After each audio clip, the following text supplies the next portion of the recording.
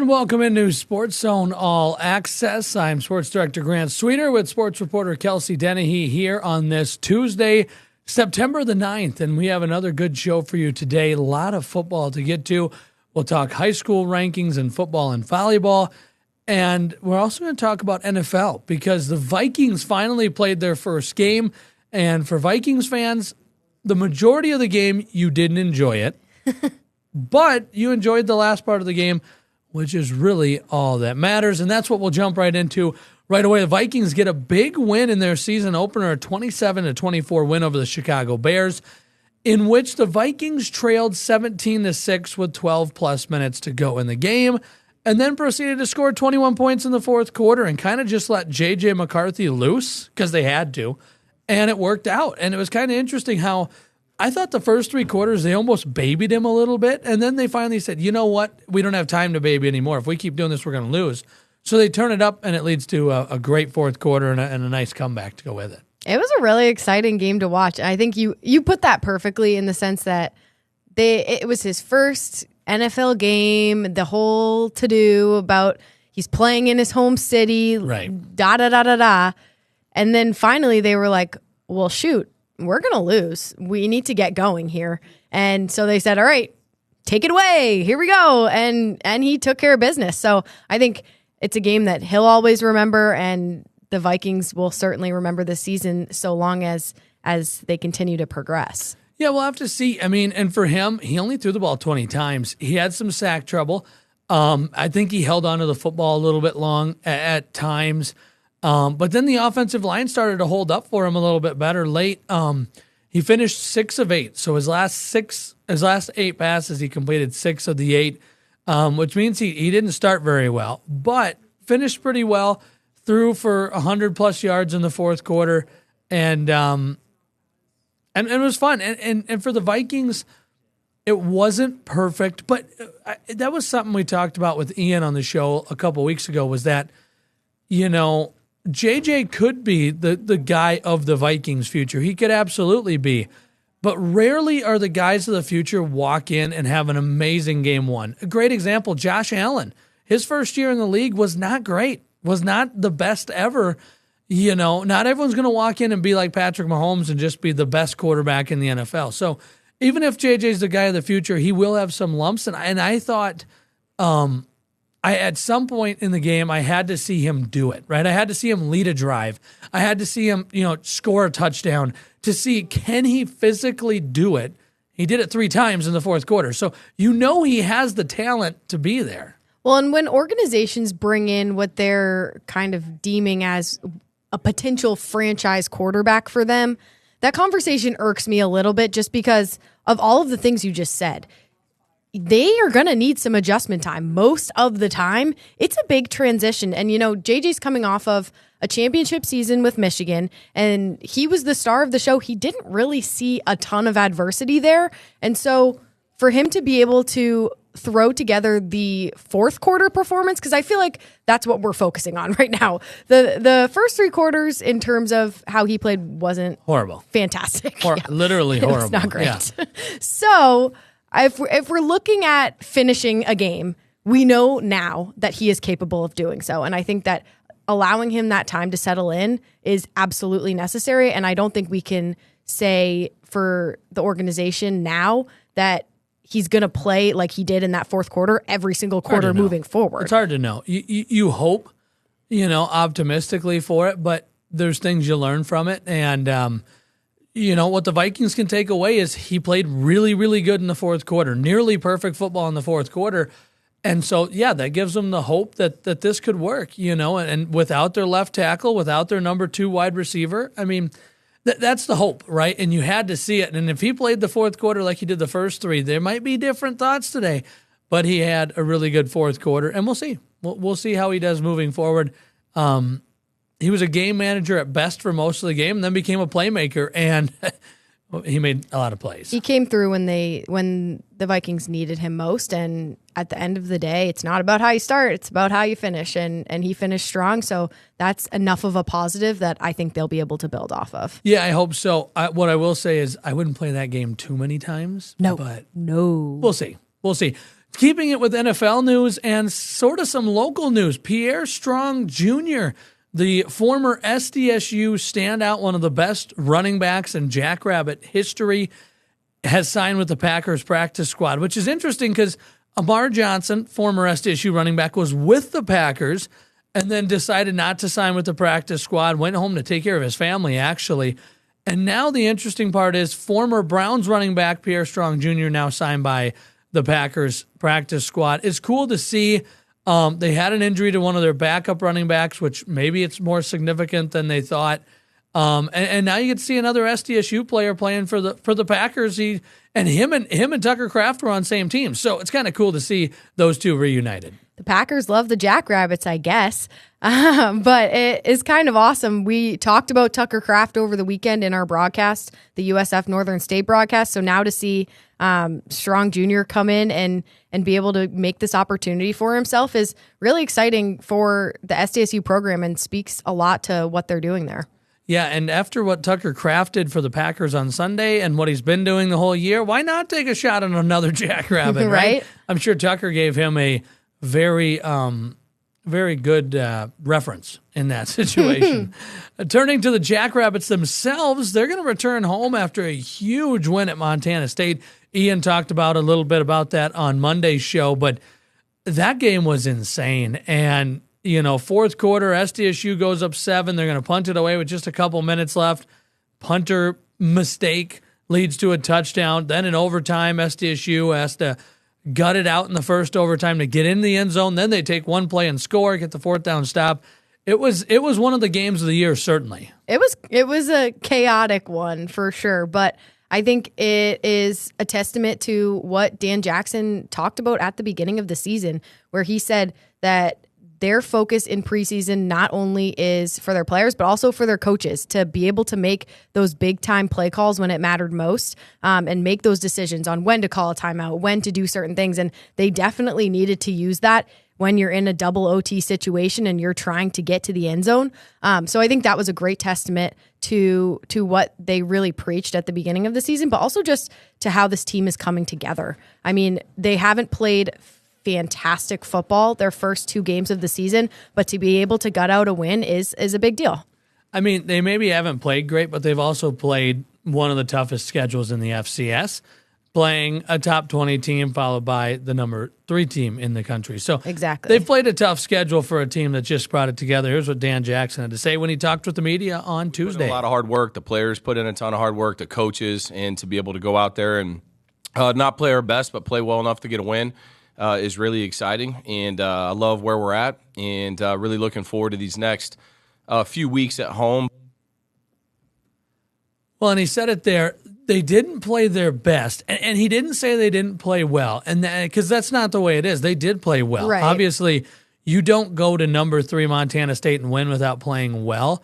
However, they didn't play their best, and he understands that, and he said that's okay. He's like, first of all, it's September. We don't have to be playing our best, but if we can not play our best and still win, that's a big win, right? Well, exactly. That is exactly what I was just going to say. If you're playing, like you said before, it's a tough schedule for them. If you're playing not your best football and you're still coming out with these wins, what are they going to do to teams that are not in the top 15, the top 5 ranks right. in when the they FCS? Start playing their best? Right, yeah. Exactly. Mm-hmm. Because once they find more of a rhythm, and I mean, it's a lot. You're preparing for these top-ranked opponents 2 weeks in a row. 1 week is on the road. And so you definitely don't want to discredit that and the challenges that come with that.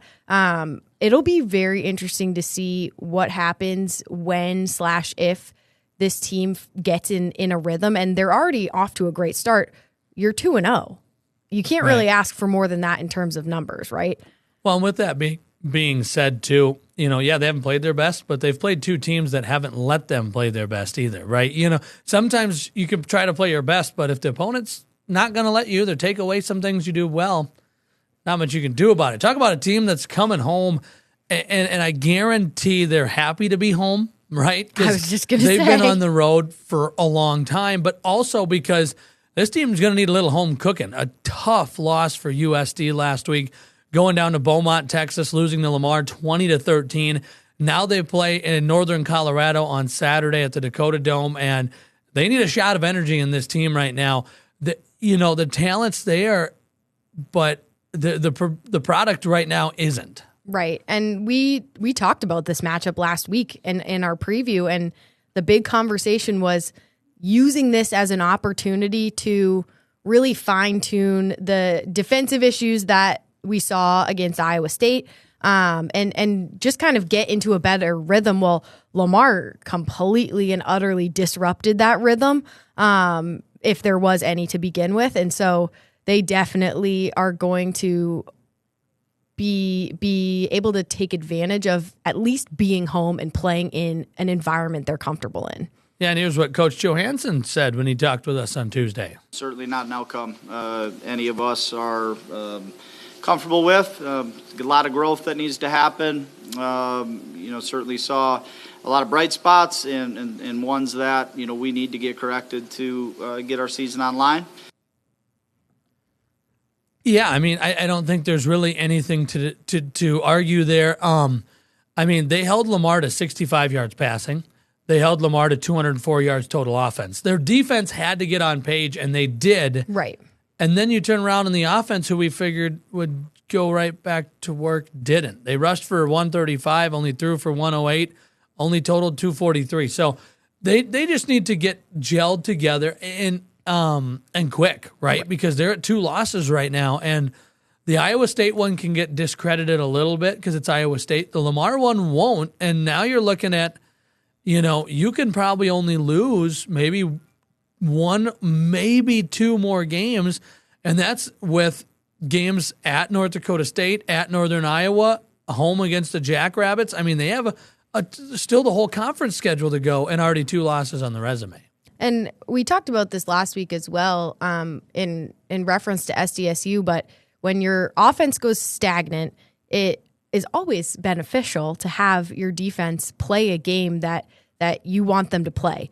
But your offense can't go that stagnant because you got to give. There's a little bit of give and take there, and so they were missing a little bit of the offense was missing a little bit of the give, and I think that's where you kind of have to find the happy medium of it's not going to be a perfect combo every single night, but you gotta do a little bit more.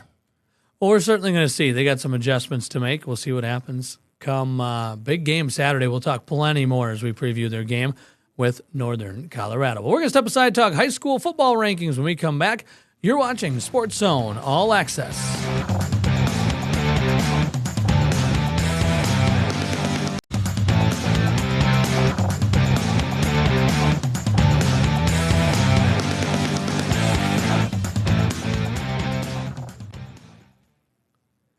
Welcome back to SportsZone All Access here on this Tuesday, September the 9th. And we talked a lot college, NFL in the first part of our show today. Now we're going to talk some high school as well. And new rankings came out Monday at 5 o'clock. Well, our show aired at 3:30. So we didn't get the new rankings out on Monday. So here we're going to have a chance to talk about them here on this Tuesday. And yeah, let's just dive right into it and jump right on to KELOLAND.com, where you can see the rankings on our website. And here's a look at some of those rankings right here. And starting off in Class 11 AAA, as we make it a little bit bigger there, Lincoln number 1, Brandon Valley 2, Jefferson 3, O'Gorman 4, Harrisburg 5. I'm not surprised about any of those. In my opinion, I think that's exactly how I voted it. And I feel like that's a very fair rankings, and what Lincoln did to O'Gorman last week warrants them to still be the definitive number 1 in the class. 100%. They were dominant for the entire game. It was just an absolute masterclass. So I have no other thoughts on that one. That one's really pretty easy and self-explanatory. Yeah. 11 AA saw a shakeup. Huron beats Pierre, and now Huron gets into the top 5 rankings. Pierre falls from 1 to 4. Yankton has looked really good. They won by 26 points over a talented team from Watertown. So now Huron is, Yankton's number 1, T-Area 2, Sturgis 3, the 3 undefeated teams. Then Pierre, Huron, Brookings, Spearfish, Watertown is kind of a cluster in there. But Huron's had a couple of close games. They held their own with Yankton for a little bit of time and then went and beat number 1. So they're 2 games that they've played against number 1 and number 2 as of last week. And so Huron into the rankings, but Yankton's looked really good. They can score the football. Like you said before, Huron has been making a push to jump into those rankings, so that doesn't surprise me at all. What I'm interested to see this week is how Pierre fares and how Huron fares, because Huron has got to really earn their spot in the rankings this week. It obviously beating the number 1 seed is a big deal, right? But how they react and respond in their next matchup is going to be really telling. Same with Pierre. Is this going to just be a fluke for Pierre? Are they going to figure it out, or is Pierre gonna kind of reclimb those rankings? We'll see. But I'm interested to see how that kind of fares. It'll be interesting to see how Pierre does, obviously, with their history that they have out there in the capital city. In Class A, you have a fun one here because Sioux Falls Christian is 1, and number 2 is Lennox, and they play each other this week at Bob Young Field, USF Stadium, and it'll be on KELO Extra, KELOLAND Plus, and KELOLAND.com. It's our game of the week. It should be a really good one. Madison had a big win over Del Rapids last week, so they're now up to number 3. Del Rapids 4, West Central 5. I think these rankings are just about how I voted them. I voted Dakota Valley, I think 5, but Sioux Falls Christian and Lennox, here we go, right? Lennox, the defending state champ. Sioux Falls Christian has 23 first-place votes. I was not one of the 23. I'll just say I was one of the 2 that went for Lennox. And it'll be interesting to see how this shakes out. The new number 1 is going to be decided on Friday night. I'm excited. I love these types of matchups, and you kind of said it all in the sense that there's a lot to fight for on both sides of the ball for these teams. So it'll be a great matchup. I would expect that it'll be back and forth and it'll be tight. So it'll be interesting if that ends up not being the case, but it'll also, I'm sure, be a fantastic game if that does end up being the case. No doubt. 11B now. We run through these a little bit quicker here. Elk Point Jefferson, 18 first-place votes. Wagner, 3. St. Thomas More, 4. As though you go 1, 2, 3. Winner, 4. Sioux Valley, 5. Interesting matchup this week. Elk Point Jefferson at Winner. So that's 1 versus 5. That should be a really good matchup. I will say I'm not one of the 18 that voted Elk Point Jefferson number 1 either. I know which one you voted for. I can guess. You do, and they've earned it, right? I mean, they went and have played 3 tough games so far. They beat a really good Sioux Valley team. They have beaten a couple other good teams. I like St. Thomas More at number 3, but whatever. New one in number 9 AA. Interestingly enough, Freeman Marion Freeman Academy now number 1, and they earned it. They went out and beat a really good Elkton team last week. They've been making the push since the season started, so it really doesn't surprise me a ton. And they are deserving of the spot that they sit this week, and we'll just see if they can continue that momentum in the coming weeks. Yeah, we'll have to see. They're at Gayville Vollen this week. Hamlin at home this week, taking on an undefeated Great Plains Lutheran. So we'll see how that matchup goes. Wrapping it up in 9A, Wall, Warner go 1-2. Somebody gave Warner a number 1 vote, and I'm not saying they don't deserve it, but Wall's out here putting 50 to 70 points up every single game and is 3-0. Like, they've had no debate about it. And this class is deep. 4 undefeateds right at the top. El Sister Hudson's a good football team. They've played well. Howard's number 5. You know that's a deep class when Howard sits at number 5. Right, and I think we expected it to take a little bit of time for Howard to kind of figure things out with how young of a group they have this year. But we've been saying it since the start. Wall was going to be the team to beat this year, and they have certainly proven that to be the case so far. Wrap it up in 9B. Sully Buttes continues to be number 1, Avon 2, St. Mary's 3. Those 3 teams really have established themselves heads and tails above everyone else. I still like that Faulkton area team up there. They just beat Harriet Selby area, who was 4. Those 2 flipped around. That's where we sit. Let's look at your high school football rankings. We're going to turn and talk high school volleyball when we come back. But for now, we'll step aside. This is SportsZone All Access.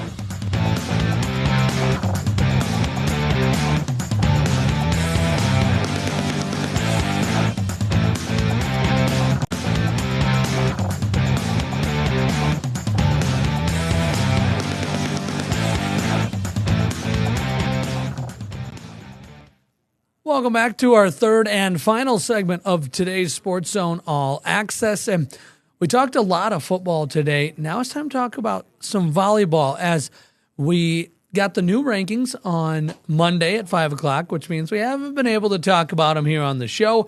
And we didn't, it was so busy last week, we didn't even get a chance to look at the volleyball rankings last week. So had to make sure to slip them in here at the end of the show today. And let's jump right into those as we jump to KELOLAND.com for those ranking results, I should say. Harrisburg won all the first place votes. No surprise there. Right now, they're the only undefeated team besides Rapid City Stevens, who's kind of lurking there in the receiving vote spot.